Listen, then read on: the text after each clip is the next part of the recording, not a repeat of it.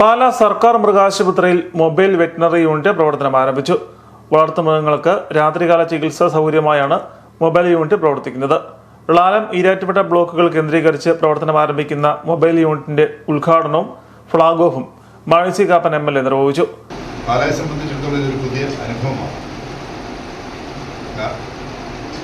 കന്നുകാലി വളർത്തൽ ആളുകൾക്ക് മാത്രമല്ല, ആടിനെ വളർത്തുന്നവർക്കും കോഴിയെ വളർത്തുന്നവർക്കും മറ്റെല്ലാ ലൈഫ് സ്റ്റോക്കിനെ ഉപകരിക്കുന്ന രീതിയിലുള്ള പ്രവർത്തനങ്ങളുമായി മുമ്പോട്ട് പോകാൻ ഈ ഒരു പുതിയ സിസ്റ്റത്തിന് കഴിയും എന്നത് ഉറപ്പാണ്.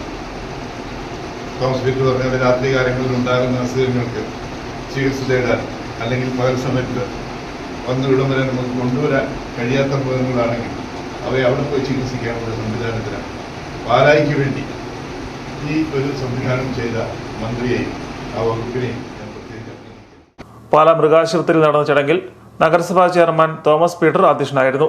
നഗരസഭ vice chairperson B Jojo, councillor Savio Kavukattu, doctor Neethu KP, senior veterinary surgeon doctor Joji Mathew, doctor Dhanesh Krishnan തുടങ്ങിയവർ പങ്കെടുത്തു. വൈകിട്ട് 6 മണി മുതൽ രാവിലെ 5 മണി വരെയാണ് മൊബൈൽ യൂണിറ്റിന്റെ പ്രവർത്തനം. രാത്രികാലങ്ങളിൽ വളർത്തുമൃഗങ്ങൾക്ക് അടിയന്തര ചികിത്സയ്ക്കായി 1962 എന്ന ടോൾ ഫ്രീ നമ്പറിലേക്ക് വിളിക്കണം. ഒരു ഡോക്ടറുടെയും അറ്റൻഡറുടെയും സേവനം മൊബൈൽ യൂണിറ്റിൽ ഉണ്ടാകും.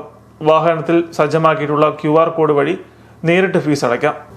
റീബിൽഡ് കേരള ഇനീഷ്യേറ്റീവ് പദ്ധതി ഉൾപ്പെടുത്തിയാണ് മൃഗസംരക്ഷണ വകുപ്പ് മൊബൈൽ വെറ്റിനറി യൂണിറ്റ് അനുവദിച്ചത്. മൊബൈൽ യൂണിറ്റിന്റെ സേവനം ളാലം ബ്ലോക്കിലും ഈരാറ്റുപേട്ട ബ്ലോക്കിലുമുള്ള പഞ്ചായത്തുകളിൽ ലഭ്യമാകും.